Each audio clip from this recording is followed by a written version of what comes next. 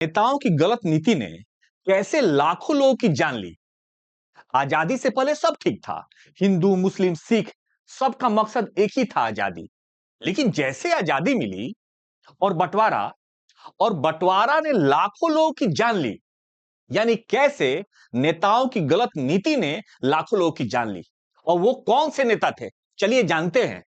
ये है, इनको तो आप जानते हैं, पंडित जवाहरलाल नेहरू। और ये है पाकिस्तान के प्रथम प्रधानमंत्री लियाकत अली खान। और ये हैं मोहम्मद अली जिन्ना, फादर ऑफ पाकिस्तान। और ये शख्स के बारे में आप नहीं जानते होंगे, ये है योगेंद्र नाथ मंडल, जो ये बंगाल प्रांत के थे, जो अभी बांग्लादेश में है। और ये मांग किए थे पाकिस्तान का, और ये पाकिस्तान के मांग के समर्थन की, क्योंकि ये बहुत बड़े दलित नेता थे। जैसे बी अंबेडकर थे, वैसे ही बड़े नेता थे। पूर्वी पाकिस्तान यानी बांग्लादेश जो बना उस समय एक साथ था, उस एरिया के सबसे बड़े दलित नेता थे। इन्होंने जिन्ना के मांग के समर्थन किया, यानी मुस्लिम लीग का समर्थन किया, और ये बोले कि नहीं, पाकिस्तान की मांग होनी चाहिए और पाकिस्तान बनना चाहिए। जब पाकिस्तान बना तो जिन्ना के समर्थन में आए, और जिन्ना इनको बना दिया पाकिस्तान के प्रथम लॉ मिनिस्टर, सर्व मिनिस्टर भी थे। लेकिन कहानी कैसे बदलता है आप देखिए।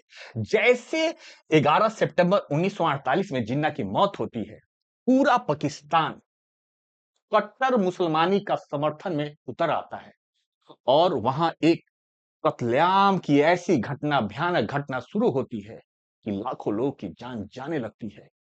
और ये शख्स जो थे 1950 में जब देखते हैं कि हमारे साथ जो दलित, जो हिंदू थे, उनकी लोगों की जान जाने लगी। असल में 1950 में ढाका में 10,000 लोगों की कत्लेआम कर दिया जाता है। वहां की महिला, हिंदू दलित महिलाओं को कहा जाने लगा कि तुम जाओ, सेना के कैंप में जाओ। इस तरह का प्रेशर बनने लगा। यानी हिंदू सुरक्षित नहीं थे, दलित सुरक्षित नहीं थे। और ये मंडल जो थे, योगेंद्र नाथ मंडल, भाग के, उनको छोड़कर भाग आते हैं। कहां भाग आते हैं? भारत आ जाते हैं, और सब लोग कटने के लिए छोड़ देते हैं। जिनके जिनके कहने पर लाखों दलित इनके पीछे थे, उनको छोड़ के ये भाग आते हैं। और इसमें दूसरा कहानी एक और आता है। यहां आता है नेहरू और ये लियाकत। 1950 में एक समझौता होता है, नेहरू लियाकत समझौता। इस समझौता का देख लीजिए क्या क्या था। अल्पसंख्यकों की रक्षा करे, माने जो भारत में मुस्लिम अल्पसंख्यक है उसकी रक्षा भारत सरकार करे, और उधर जो हिंदू अल्पसंख्यक है उसकी रक्षा पाकिस्तान करेगा। बराबरी का अधिकार दिया जाए, सुरक्षा और आने जाने का अधिकार दिया जाए। जो लोग यहां से वहां जा रहे हैं उनकी संपत्ति भी उनके साथ ले जाया दिया जाए। यह समझौता होता है। लेकिन समझौता जमीन पे नहीं उतरता है, कत्लेआम जारी रहता है।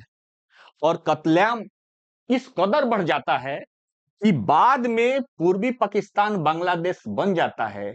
लेकिन दलितों और हिंदुओं के साथ अत्याचार होते रहता है, और आज भी हो रहा है। और वो कारण बनते हैं ये कुछ नेता की गलत नीति, जिसने लाखों लोगों की जान ले ली।